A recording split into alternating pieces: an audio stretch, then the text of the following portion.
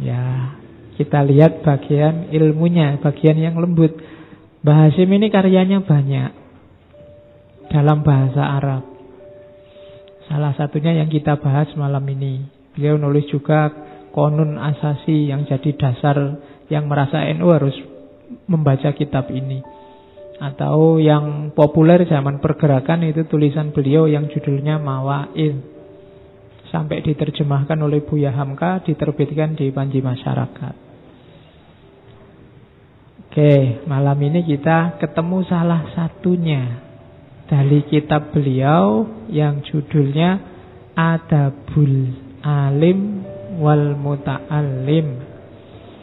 Etika seorang guru, orang alim, wal muta'allim, dan orang yang belajar.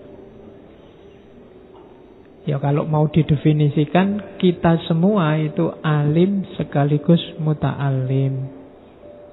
Sedikit apapun ilmu yang kita punya, sebenarnya kita punya tugas untuk menyampaikan. Diakui atau tidak, kita itu punya level tertentu kealiman, level pengetahuan tertentu.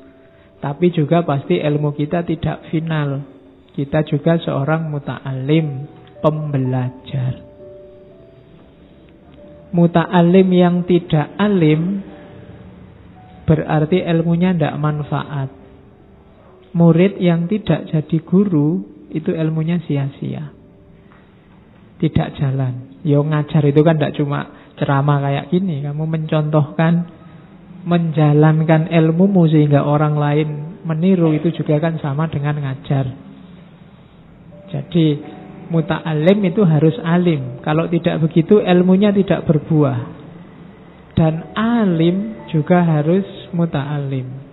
Kalau ada seorang pinter kok tidak mau belajar lagi, merasa ilmunya sudah final, maka sebenarnya dia sudah libur jadi alim.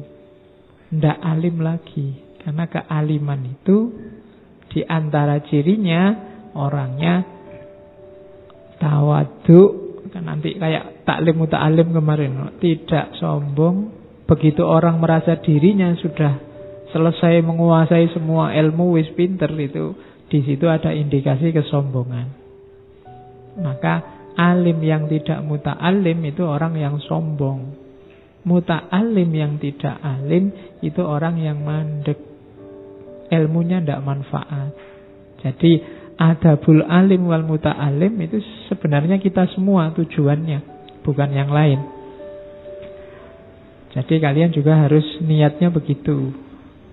Nawa itu cari ilmu, tapi tidak boleh berhenti di situ. Kalau sudah dapat, mengamalkan ilmu, baik dengan cara ngajar secara harafiah jadi guru, atau menjalankan ilmu itu sehingga orang lain belajar padamu. Oke, jadi kalau ada yang bilang, Pak, saya tidak bercita-cita jadi guru, Pak, tidak apa-apa. Tapi otomatis kamu orang yang berilmu itu nanti mesti ngajar ke yang lain. Kalau ilmunya manfaat, tidak harus jadi guru, tidak harus jadi dosen.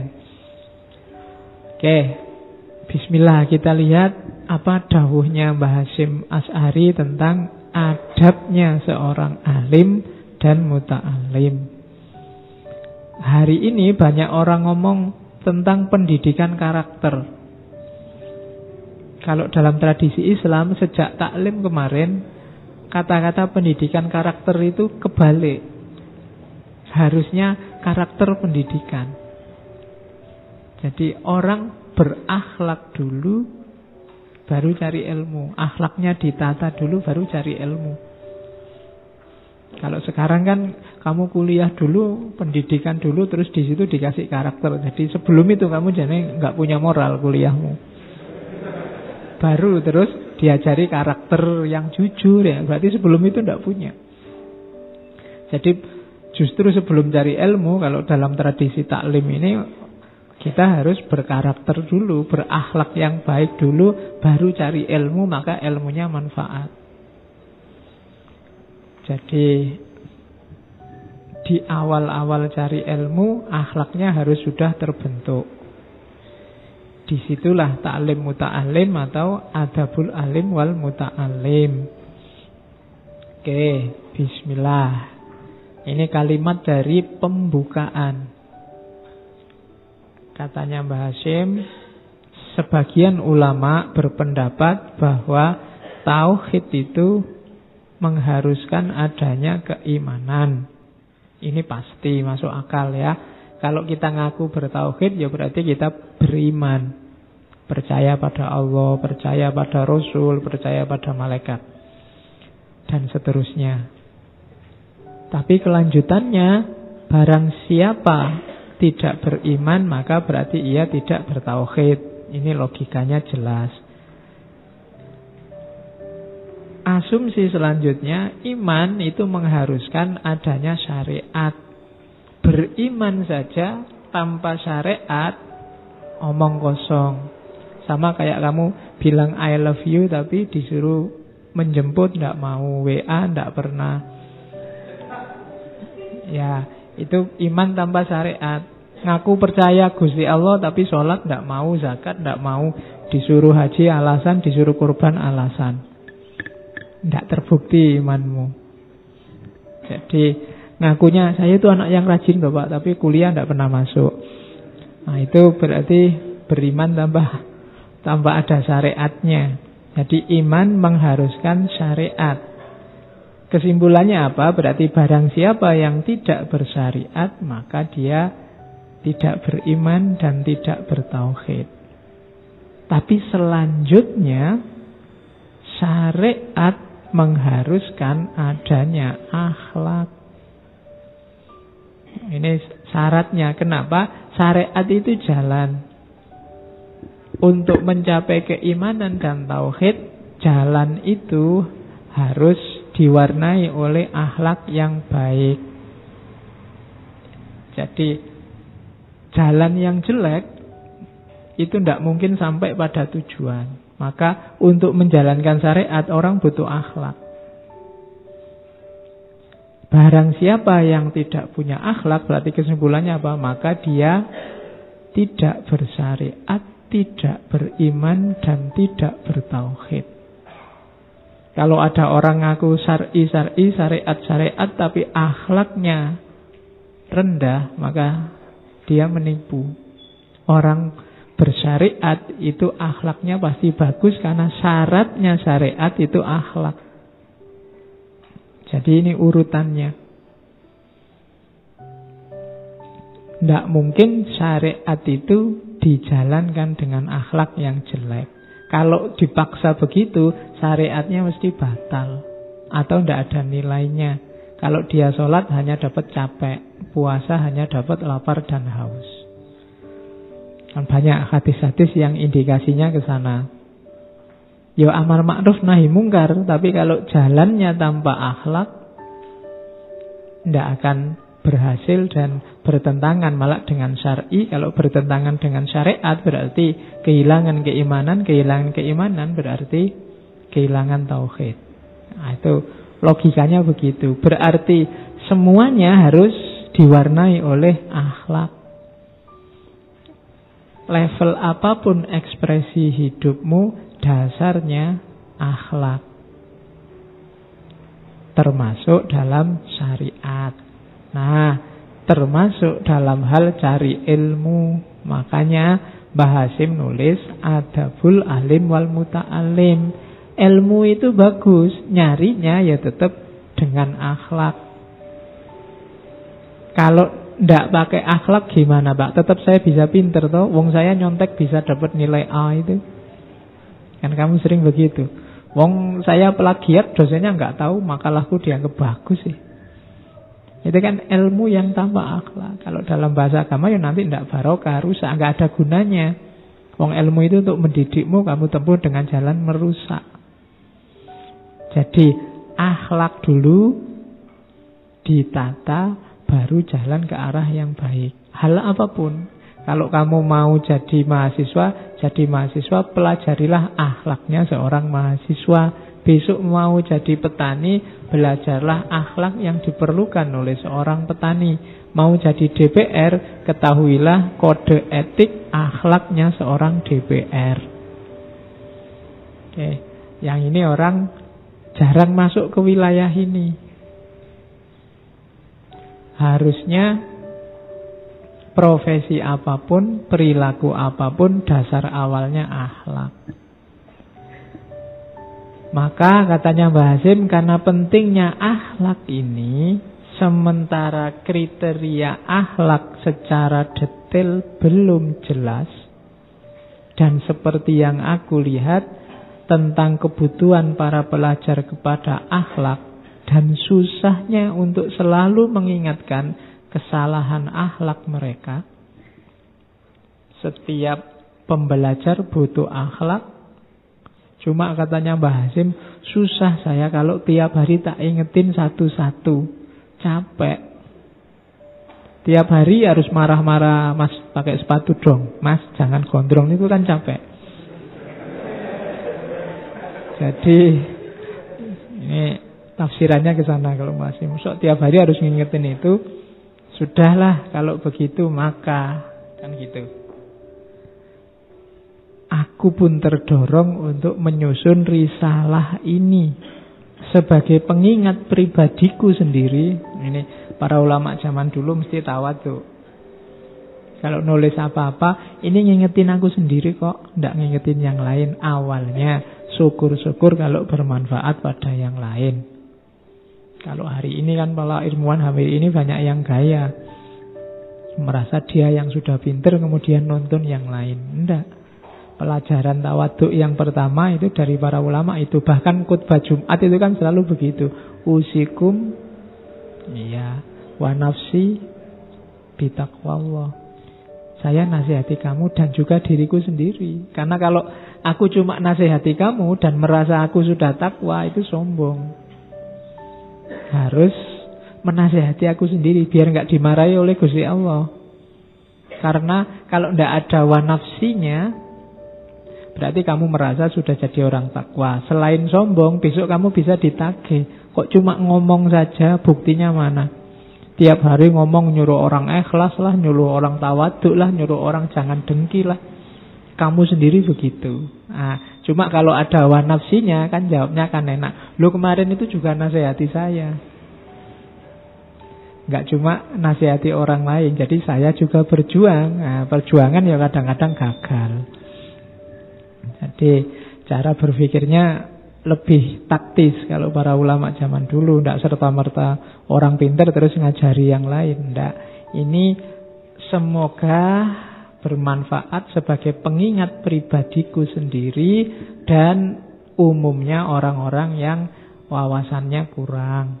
Yang sudah pintar ya sudah. Yang belum semoga bisa mengambil manfaat. Wah, itu gaya bahasa tawaduk khas para ulama besar. Jadi bedanya ulama besar sama ulama tidak besar itu. Kalau ulama tidak besar itu yang besar omongannya. Ngomongnya besar-besar semua. Oke. Terus aku beri nama risalah ini Adabul Alim wal Muta'allim.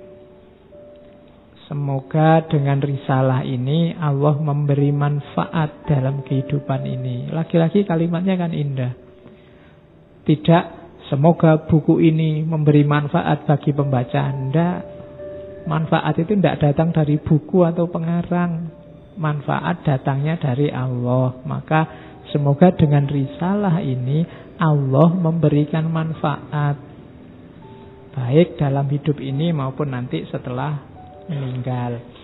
Oke. Cara-cara semacam ini sudah mulai hilang hari ini. Banyak orang ilmunya sedikit tapi merasa banyak dan merasa besar.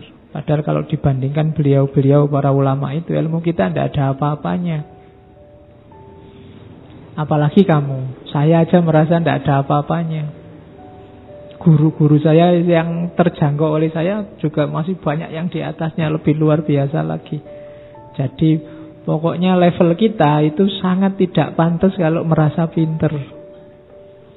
Itu maka hilangkan rasa besar, rasa tinggi di level apapun. Saya sering wanti-wanti ini. Karena selain tidak pantas juga nanti diketawain orang. Wong kayak gitu kok ngaku pinter. Yang di atasmu banyak. Di level apapun, dalam bentuk apapun, maka paling tidak kita teladani beliau-beliau ini. Seandainya kok ada bantuan dari Allah, kalian bisa nulis buku, ya.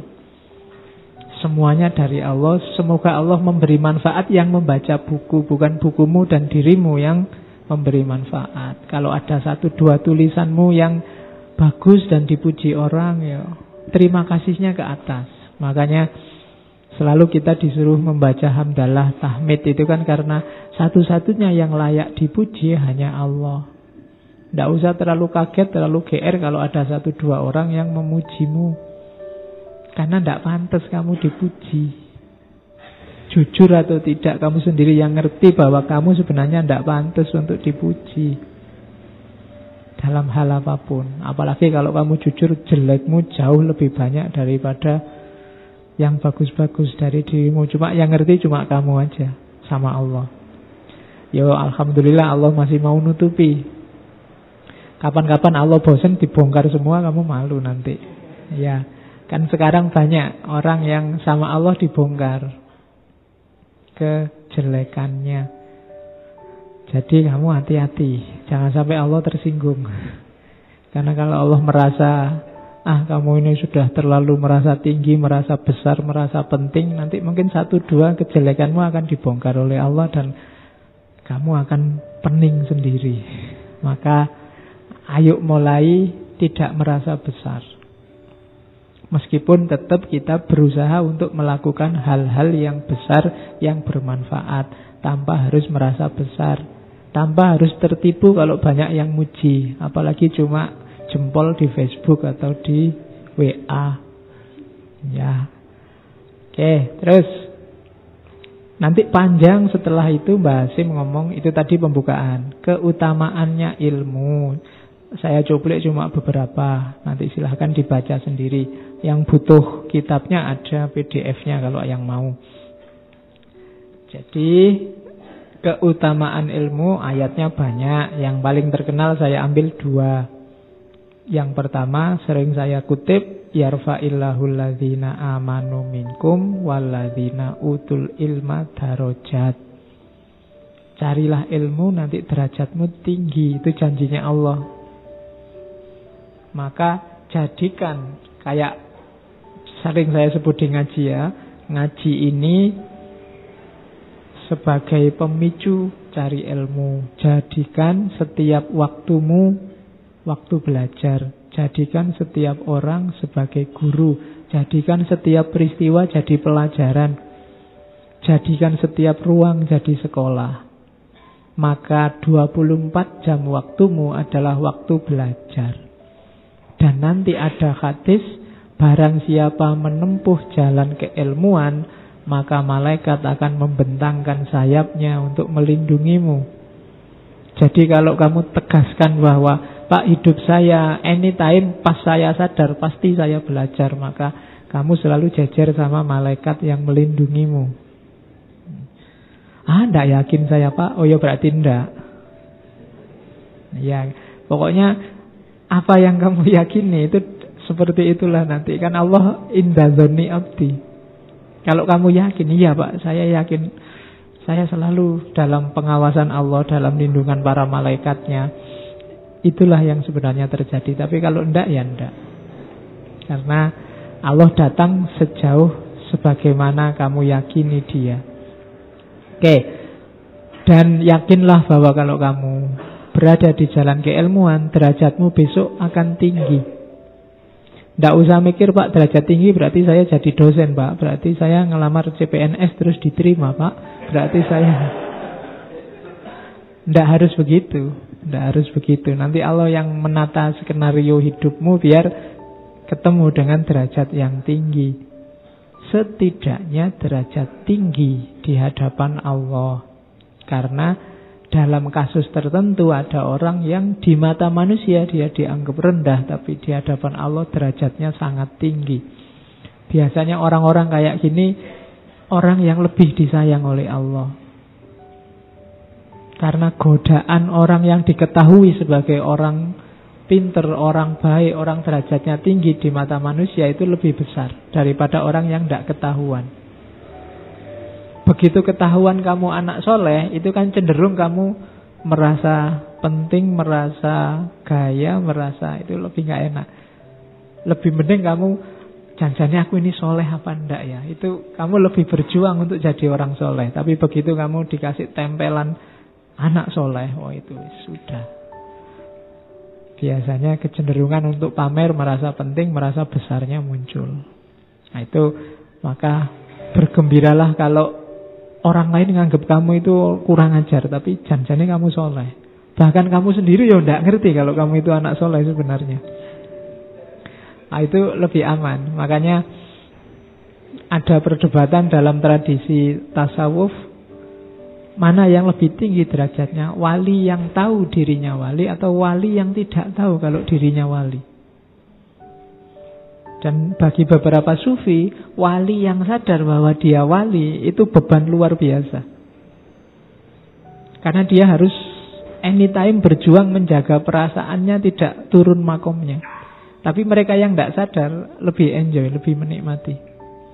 Makanya banyak istilah wali mastur. Wali mastur itu wali yang orang lain tidak tahu. Bahkan kadang dirinya sendiri tidak tahu kalau dia wali. Jangan-jangan kamu merasa, jangan-jangan saya wali ya.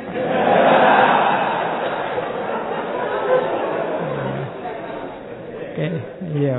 Tapi kalau kamu merasa begitu, pasti kamu bukan wali. Oke, terus tenang aja. Besok kalau kamu sudah nikah, terus punya anak, otomatis jadi wali. Wali murid. Terus ayat yang kedua, innama yahsyallahu min ibadihil ulama. Di antara hamba-hambanya Allah, yang paling takut itu yang punya gelar ulama. Bisa dibalik, cirinya ulama berarti takut pada Allah. Kalau ada orang ngaku ulama tapi tidak takut pada Allah, berarti sebenarnya dia bukan ulama. Masih takut pada manusia, masih takut pada kesuksesan atau kegagalannya, masih takut pada kebesaran atau keruntuhan organisasinya, masih takut pada berkurangnya jamaahnya, dia belum yahsyallahu min ibadihil ulama. Yes, kamu bisa mendeteksi di sekelilingmu. Masih takut nama baiknya jatuh, masih takut kehilangan teman, masih takut partainya bubar, berarti dia belum yahsyallahu min ibadihil ulama. Satu-satunya yang ditakuti oleh para ulama itu Allah. Takut di sini bukan berarti takut terus lari terus tidak anu sama Allah. Takut dalam arti hati-hati, khawatir keliru. Kalau sehubungan dengan Allah, itu cirinya ulama. Kalau masih ada banyak hal yang kamu takuti dalam hidupmu, berarti kamu belum masuk kategori ulama. Masih takut, kira-kira saya bisa lulus ndak DO nggak Pak? Masih takut, kira-kira besok saya jadi apa ya Pak? Masih takut Pak, kira-kira saya laku ndak Pak besok ya Pak? Masih takut, ya. Semakin banyak ketakutanmu berarti semakin sebenarnya kepercayaanmu pada Allah tidak terlalu tebal. Ya, jawabannya simpel. Emangnya tidak punya Gusti Allah? Emangnya tidak punya Tuhan? Kok apa-apa bikin kamu galau? Ya. Jadi ayatnya itu innama yahsyallahu min ibadihil ulama. Semakin tinggi ilmu seseorang, semakin dia sadar bahwa tidak ada yang pantas digantungi dan ditakuti selain Allah. Terus ada hadis, banyak hadisnya di Adabul Alim Muta'alim, saya ambil sampel. Yang pertama, man wada ilal masjid la yuridu illa ayyata allama khairon au yu'allimahu kana lahu ka ajri hajjin tamin. Barang siapa yang datang ke masjid la yuridu illa ayyata allama khairon, ndak pingin tujuan apa-apa, ndak pingin nyari kopi, ndak pingin nyari teh, ndak pingin, ya tujuannya ndak itu, kecuali cuma pingin belajar hal-hal yang baik, ilmu yang bermanfaat, au yu'allimahu, atau ngajar. Jadi kiainya, ustadznya, khotibnya niatnya yu'allimahu, sementara audiennya, umatnya, santrinya, jamaahnya yata'allam. Kalau hanya ini niatnya lillahi ta'ala, maka kana lahu ka ajri hajjin tamin. Dia dapat pahala seperti orang yang naik haji utuh tanpa bayar 35 juta. Ya, full kan, lumayan kamu dapat pahala utuh. Jadi makanya tiap kali ngaji apapun di masjid, ayo diniati ini aja. Niat nyari ilmu lillahi ta'ala, ndak karena apa-apa wis. Bahkan ndak karena pengen pinter, bahkan ndak karena pengen wawasannya luas. Karena pinternya, suksesnya, wawasannya luas itu hak prerogatifnya Allah. Tugasmu cuma nyari ilmu. Ustadznya, gurunya juga begitu. Tugasnya cuma ngajar. Yang diajari paham apa enggak, ngerti apa enggak, nyampe apa enggak, wallahu a'lam bishawab. Pokoknya ngajar ngono wae. Ndak usah ditarget macam-macam, nanti mundak kecewa. Kamu juga gitu, nggak usah bercita-cita membayangkan pengen dapat macam-macam, nanti hasilnya mesti kecewa. Maka pokoknya ya ta'allam khairan au yu'allimahu. Pahalanya kayak orang naik haji full. Jadi boleh kalau mau ke masjid kamu syukuran dulu. Syukuran apa? Mau naik haji. Makan-makan. Oke. Ma ubidallahu bisyai'in afdalu min faqihin fiddin. Jadi tidak disembah Allah dengan sesuatu yang lebih afdol daripada orang yang punya pengetahuan, berilmu tentang agama. Itu pentingnya ilmu. Allah sangat senang kalau yang menyembah dia adalah orang yang tahu ilmunya, ngerti. Kenapa? Karena orang tidak berilmu itu biasanya melakukan sesuatu termasuk ibadah tanpa kesadaran, hanya ikut-ikutan. Wali fakihin wahidin asyaddu ala syaitoni min alfi abidin.